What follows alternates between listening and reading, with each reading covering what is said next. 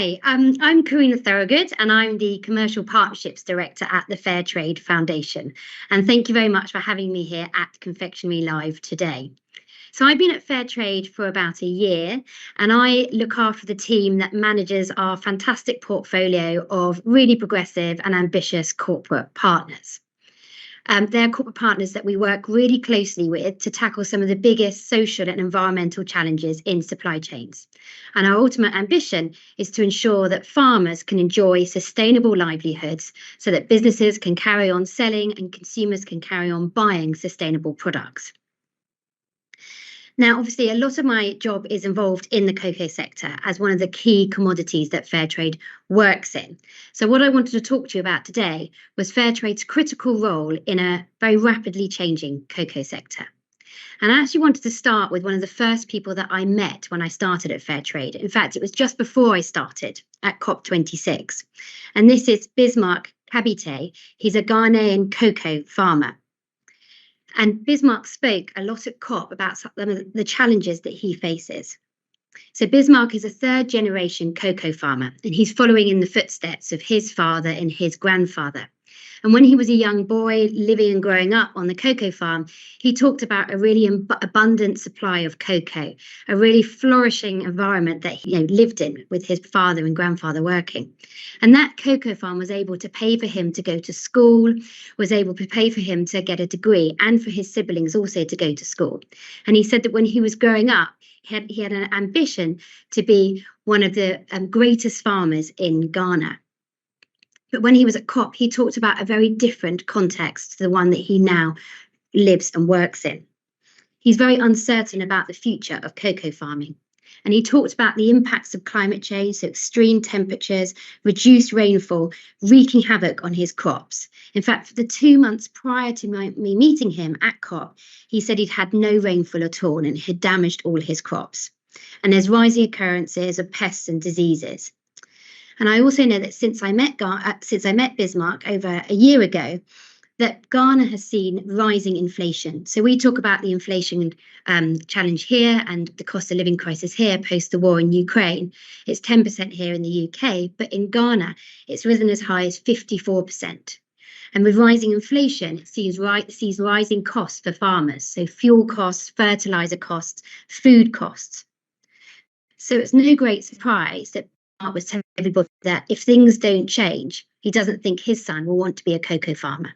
He doesn't see a future in this sector. And we know that this is a similar story and a similar challenge that cocoa farmers are experiencing right across West Africa. We know that it's not just a rapidly changing context in the cocoa sector at origin in supply chains. It's also changing at a market level for businesses. So we're seeing the ongoing challenges of supply chain risks and having to address these risks, but we're seeing that layered now with all these different additional complexities. So first of all, businesses are having to navigate consumer expectations that are far more informed and far more asking of companies than ever before. You've got millennials who are questing purpose and honest products. You've got Gen Zs that want even more action. And then you've got a new generation of alphas who want even more action than their previous Gen Zs. At the same time, you've got social media, meaning that issues are coming to the fore at unprecedented speed and scale. You've got regulation pressures coming down the pipeline. So we're seeing HREDD, the Human Rights and Environmental Due Diligence. We're seeing EU deforestation regulation now in Europe, soon to come into the UK. We're seeing the Competition and Markets Authority just bringing this additional regulatory complexities to businesses. And then, of course, businesses are setting carbon targets, net zero, SPTI. We've got the new nature targets coming through with SPTN. And then, we're also seeing in the future that retailers could put more pressure on brands, on suppliers to meet these targets, to be able to list these brands, or potentially the other way, to give more space to these brands that do have these targets. We're seeing more pressure on living wage and living income. And all the time, this costs businesses more and more. And businesses need to see that value for investment in their supply chain and to see that it's going on the right things and to the right places in their supply chain, which is why that need for transparency is becoming stronger and stronger. This is the market, and we know that these risks are evolving at the origin level as well. So what does Fairtrade do, and how does Fairtrade work with businesses on these challenges? Well, we bring farmers, businesses and consumers together in partnerships. Just to talk about Fairtrade in numbers, so we work with nearly 2 million farmers and workers across 1,800 cooperatives. There are now 300 products with Fairtrade standards, and we protect about 2.5 million hectares of farmland under the standards through action plans. We're known in 75 countries, whether that's through at a market level, through the logo, or that's through the projects that we do with producers on the ground. We are the most recognised and trusted certification globally. And in the UK, that pans out as being 9 out of 10 people knowing about the Fairtrade mark. We work with over 300 business partnerships, and our campaigns reach over 1 million people. And in terms of our partners in cocoa, we have an ever-expanding range of cocoa partners and cocoa products. So you can see here, you've got the very familiar cocoa brands such as Tony's, Ben & Jerry's, Green & Black's, Maltesers, who have all committed to Fairtrade cocoa. Gillian is one of our newest partners, which is a really exciting addition to this portfolio. We've got many of the well-known supermarkets who've got 100% category commitment to Fairtrade. And this includes discounters, Lidl and Aldi, alongside Waitrose and Co-op. And actually, we've seen these retailers commit to own brand chocolate bars. So you can see that at the bottom there, we've got the Aldi Choco Changer and the Lidl Way to Go bar. We've got new products, new cocoa products coming on board. So we've even got vegan chocolate now. We've got cocoa cereals. And then we obviously have seasonal cocoa products like Easter eggs. You can see there in the bottom left-hand corner. I think what this shows is we've got a real mix of different types of companies and different sizes of companies, all recognising the benefits of partnering with Fairtrade to address their social and environmental risks, whilst providing customers with these kind of credible and honest products. And recent data from GlobeScan shows that UK consumers overwhelmingly prefer or choose the Fairtrade mark over other certifications for their purchase of chocolate. So over 56% of consumers expressed their preference for Fairtrade, with 30% having no preference and 14% for the other certification, Rainforest Alliance. So this really shows how Fairtrade resonates with customers and helps to signpost them to products that are doing environmental and social good and give them that assurance that these products are doing so. So what are the risks that we are addressing in cocoa supply chains? Well, you can group them under these 3 areas: people, planet and prosperity. And I know that these will be risks that you in the audience will know well. But starting with people, we know that human rights issues are endemic in the cocoa sector. Children still constitute 1/3 of the workforce in cocoa. We know that there's real gender inequality issues in cocoa. On average, a West African female cocoa farmer earns as little as 23p a day, and they only own 25% of their land. Now, there's ongoing patriarchal attitudes in the cocoa sector, whereby although females often account for most of the production right up until the cocoa drying, it's the men that sell the cocoa, it's the men that own the land, and it's the men that do all the decision making in the cocoa supply chain. And then going through to the climate crisis, we know that cocoa is grown in some of the hottest, most extreme climates or most vulnerable climates on the planet, and cocoa farmers are on the front line of global warming. And a recent Fairtrade study reported that 30% of the land currently available to grow cocoa will be unfarmable by 2050. And then, as you will know well, cocoa is a prosperity issue. There's a lot of money to be made in cocoa, but those profits don't go back to the farmer. 75% of cocoa farmers still live in extreme poverty. We know that a Côte d'Ivoire farmer household earns 1/3 of a living income on average, and a cocoa farmer on average earns less than 80p a day. And I think one of the statistics that was most stark actually when I joined Fairtrade is that it doesn't actually have to be that way, and it hasn't always been that way. So if we look back to the 1970s, in the 1970s, cocoa farmers received 50% of the price of a chocolate bar. And then that dropped to 16% in the 1980s. And now that's fallen to 6.6% today. So it's not unsurprising when we hear that farmers like Bismarck talk to us about cocoa farming just being unaffordable in light of climate change and the cost of living crisis.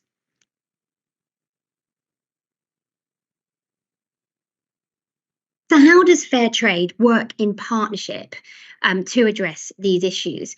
Well, we take a really holistic approach and we have different interventions for different types of partnerships. So just to start with certification, we're very well known, Fairtrade, for our standards and auditing. But we go far beyond this.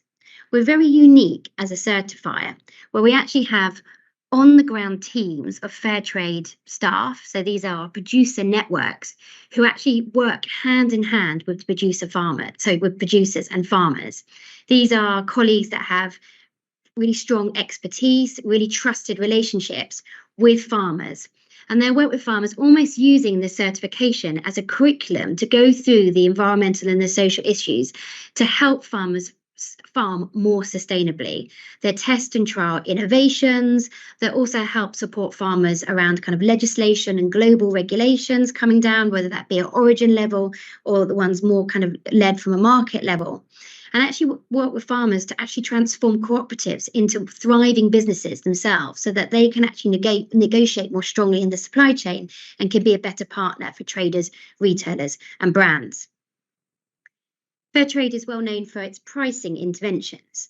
So the Fairtrade standards mandate a minimum price, and that minimum price covers farmers' production costs. Additionally, as part of the Fairtrade standards, there's a ESG premium, so a premium that goes to the community to do environmental and social good. And the farmers decide how that premium is spent. So the farmer cooperatives will come together on an annual basis in an annual general meeting to make that decision. And a recent study done by Fairtrade showed that since 2018, farmer incomes have gone up by 85% due to the certification standards, our on-the-ground training, and the minimum price and the premium. So this is really having an impact on the ground. And just to talk about some examples that I saw actually when I was in Côte d'Ivoire, I was very fortunate to go to Côte d'Ivoire and meet farmers. There was one of the farmers that I met who had used a premium to actually purchase fast-growing shade trees. So they're actually seeing the tops of their cocoa plants being singed by extreme sunlight and extreme temperatures. So by having these fast-growing shade trees, they can create that protection for their cocoa trees, but also these shade trees allow them to grow an alternative product, other fruit that gives them an alternative income. Another example I saw was kind of on school fees. So I think many people will know the cocoa harvest is really closely linked to when kids start school. The cocoa harvest will allow farmers to pay for their kids' school fees. But because of climate change, the harvest is starting to happen later and later. The cocoa pods are also reducing in size, which means farmers are unable to pay school fees at the times that they previously had done.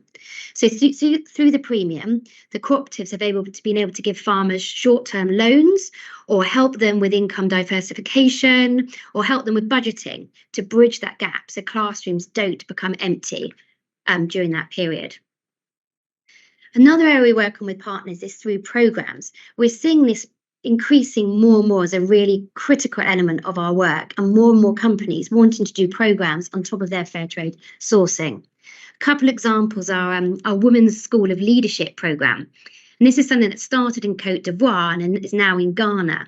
And it's working with female cocoa farmers, so the ones that I talked about a minute ago who earn, less than around 23p a day, helping to work with them to build their confidence, build their leadership skills, build their financial management skills, build their entrepreneurship skills, so that they can start to become equal players to men. And actually, I should say these schools are for men and women because we need the men to support the women to increase that confidence. And as a result of that programme, we've now got 21 income generating projects for women's women's association groups. We've got 21 gender committees across different producer groups. We've got 14 women's savings and credit groups. And the Women's School of Leadership programme has been endorsed by the Côte d'Ivoire government, and they're now looking to scale that up more widely across Côte d'Ivoire. We've got further match funding to do that. We've also got, just an environmental example, we just launched a satellite monitoring pilot with farmers. So we know that one of the best ways to tackle deforestation in cocoa supply chains is being able to see and map what's happening on the ground around land conversion. But the moment all those tools sit with businesses, it's businesses that own that data, even though it's farmer data about farmers' own farms. So we're working to develop a tool that farmers themselves can use so that they themselves can map the impact that they're having on deforestation, and they can use it for their own risk analysis and actually support businesses when businesses start to look at the EU deforestation regulation and HREDD around what they need to do on deforestation. We work on public engagement and public awareness, so really kind of working with our partners to engage the public on these issues, why it's so important that they choose sustainable products. We work with our partners' employees as well to do that. We work on advocacy, so we were very instrumental at the COP26 and in Glasgow and the COP27 in Egypt around bringing our partners together in multi-stakeholder collaborations to call on the government to honour their $100 billion promise of climate finance, but also to ensure that farmers' voices are heard in these political negotiations. And we work a lot on thought leadership. We're gathering a lot of data and insights through our partnerships. We want to make sure that we take that out across the wider sector and encourage wider change and champion wider change across the cocoa sector. So I just wanted to kind of just finish off the presentation by actually talking through 3 examples of partnerships. One with Mars, one with Ben & Jerry's, and one with Lidl, just to tell you what's to come. So starting with our partnership with Mars. So we've worked with Mars for a long time, and Mars sources Fairtrade cocoa across their Maltesers and Mars bar brands. But a project that we recently launched with them, and I should say that they've raised 1 million in Fairtrade premium during that time. But we've just launched a new programme with them called the Livelihood Ecosystem Advancement Programme. We call it LEAP in Côte d'Ivoire. It's a £10 million programme, and it's working a 3-way partnership between Mars, Fairtrade and EcoKim, who are a collection of cocoa cooperatives in Côte d'Ivoire. And the ambition of the partnership is to work with the 5,000 farmers, a part of the EcoKim 4 cooperatives that we're working with. And we have an ambition for 70% of them to be achieving a living income by 2030. And I think what's really exciting about this programme is 5 things. So I wanted to make 5 things. So one, it's based on the premise that farmers themselves know best what the solutions are to achieving sustainable farming. So it's working hand in hand with farmers to trial different interventions and to work directly with them. It's also based on the premise that there's no 2 farmers are the same. So if you go out to a farming cooperative, you'll see that there's, in the same way that there is in the UK, there's single parent farming families, there's big farming family, there's elderly farming families, there's young people farming. And to presume that the same solutions are required for the same different demographics, that's not going to be effective. So what we're doing is segmenting farmers and then doing targeted interventions according to what these different segments need. It's a 3-way partnership. So I mentioned it's Mars, EcoKim and Fairtrade. And I feel that's what's going to be really effective going forward, is these tripartite or multi-stakeholder partnerships to really unlock change. It's supported by the Côte d'Ivoire government. So at the launch, it was really profiled and championed by the Côte d'Ivoire government, and they're looking to scale it beyond EcoKim producer groups. And it's deliberately dynamic. So we're testing and learning different approaches as we go through. And I'm really excited. It's only 1 year into the programme, but I'm really excited to see the results. Second one is a partnership with Ben & Jerry's. So Ben & Jerry's are one of our longest standing Fairtrade partners. We've worked with them for over 20 years, since 2005. They were actually the first ice cream maker in the world to use Fairtrade certified ingredients. And today they've committed to Fairtrade across all their flavours and in all countries. And in 2021 alone, their cocoa sourcing generated over $2.5 million in Fairtrade premium for cocoa cooperatives and impacted over 200,000 cocoa smallholder farmers. Again, they've launched a programme that sits on top of their Fairtrade sourcing. There's a portfolio of different programmes that they call the Living Income Accelerator. It's managed by the Fairtrade, by ourselves, the Fairtrade Foundation, in partnership with Sustainable Food Lab. And these programmes aim to strengthen smallholder farmers within cocoa and vanilla supply chains, but also to achieve better crop yields, improve farm efficiency, and to take smallholders on a journey towards living income. And then on top of that, we've actually just recently launched a multi-stakeholder working group, of which Tony's is also a part of, to look at what are the key indicators in measuring living incomes in cocoa and to really streamline data collection on living incomes so that more insights can be shared with the cocoa sector and the cocoa community. And then another partnership I wanted to just go into in more detail is our partnership with Lidl. So Lidl has the largest amount of fair trade cocoa sales amongst all UK retailers, and last year raised over 1 million in fair trade premium.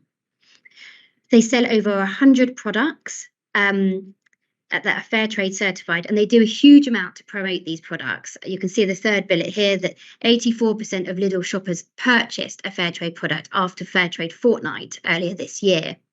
But they've also launched their own brand fair trade cocoa product, which is their Lidl Way to Go bar, where on top of the fair trade minimum price and the premium, they're also paying an additional Lidl premium that plugs the living income gap, so that 440 farmers that sit behind the supply chains that go into the Lidl Way to Go bar are receiving a living income.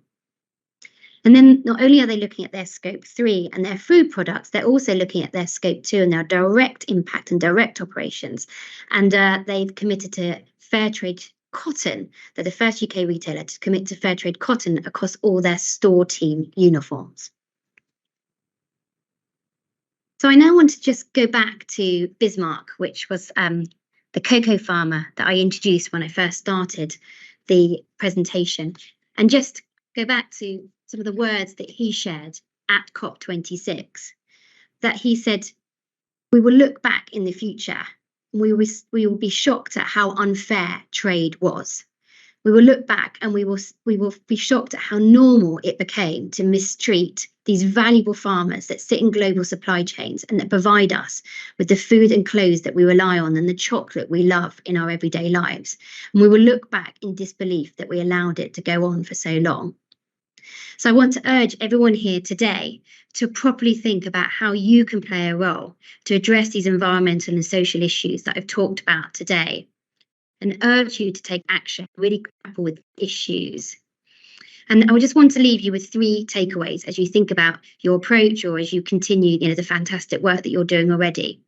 Firstly, that you can't address social and environmental sustainability without addressing poverty. Poverty is the root cause of human rights and environmental risks. And without lifting farmers out of poverty, true sustainability will remain out of reach. The second is that no one is better placed than farmers to know what will work in practice. We need to work with farmers on solutions, interventions. We need to treat them as equal players. We need to work with them in advocacy discussions, in how we communicate on these topics. And that finally, collaboration is key. No one stakeholder, no one partner will be able to drive the necessary change alone at the required pace and scale that we need. We need multi-stakeholder action. We need multiple interventions. We must combine standards with programs, advocacy, and public campaigns. And we will only transform trade and make supply chain sustainable when farmers, businesses, consumers, and government work together. Thank you.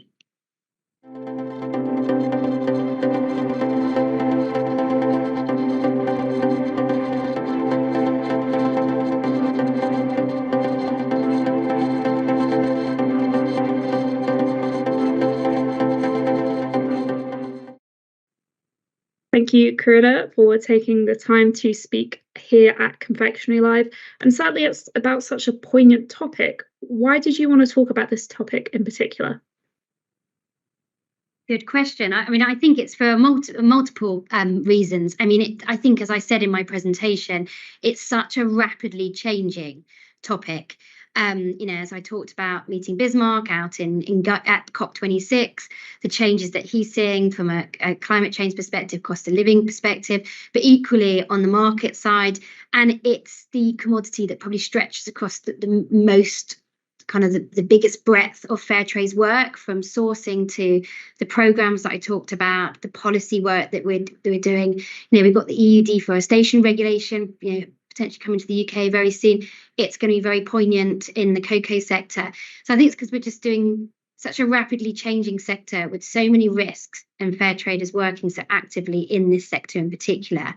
And I probably add, because I visited Côte d'Ivoire, so I was very fortunate, actually. I hadn't been at Fairtrade very long, to go out to Origin, and I actually saw the cocoa producers there, and so was able to give a bit of kind of first-hand stories about what I saw and witnessed.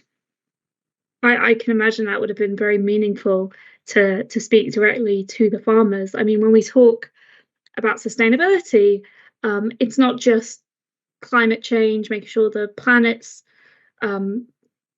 protected. It's also looking at making sure that we have systems in place that can last and that cocoa farm last. Do you think there's an awareness around the impact of climate change on cocoa farming, and how are you communicating this to businesses and consumers? There's awareness on climate change. I mean, I know it's probably one of the top concerns at the moment for the UK public, and I think that's rapidly increased. Is there awareness of the impact of climate change on global supply chains and farmers? No, I think sadly that is a gap. I think most people would be surprised to know how much it is affecting farmers, and that it's happening right now. I think people think this is something that's coming down the pipeline, but no, farmers are witnessing it. They're on the front line. They have the least to do anything about it. And yeah, it's happening right now. And of course, they did the least to cause it. I mean, we do use climate change as an entry point to talk to consumers about these issues. And in fact, we did a campaign earlier this year in Fairtrade Fortnight called the Endangered Aisle. And it really engaged hearts and minds of consumers. Our partners really got behind it. It was based on the premise that if we don't act now on these issues like climate change, the cost of living crisis, we might start to see aisles in supermarkets where shelves are empty, where products, our favourite products like cocoa, coffee, bananas, tea, have almost gone extinct, for want of a better word. And then we showed the comparison with an aisle where we do address these issues, and it was abundant and full of kind of fair trade products. So yeah, it got really good traction, as I mentioned. I think one of the reasons for that, actually, we were quite lucky, because at the same time, it was when all the supermarkets became empty of salad products. So actually, consumers and the press were able to point to kind of real life examples where this was happening. So it didn't look like it was too far-fetched. But I think also it kind of engaged people, because it showed them the impacts of climate change on them. And I think that's how you can really connect with people on climate change, when you show how it affects them directly. So actually, using the narrative around this is going to happen to some of your favorite products. Could you live without a coffee every morning? Could you live without chocolate? I think a lot of people would say no. And I think it also showed a really simple choice that people could make, or a really simple action that actually can have a really big cumulative effect overseas in global supply chains. So it worked really well. But, in answer to your question, no, I don't think people realise how much our actions here impact what happens overseas and the role that they can play. I think those are excellent points. Getting the message across, making it accessible. I see all of that in your presentation, and it's amazing to see the work that you're doing. And I'm sure you've got some stuff in the pipeline. So thank you, Kerrina, for taking the time to speak with me at Confectionery Live, and for sharing your passion, really. Well, thank you very much for having me.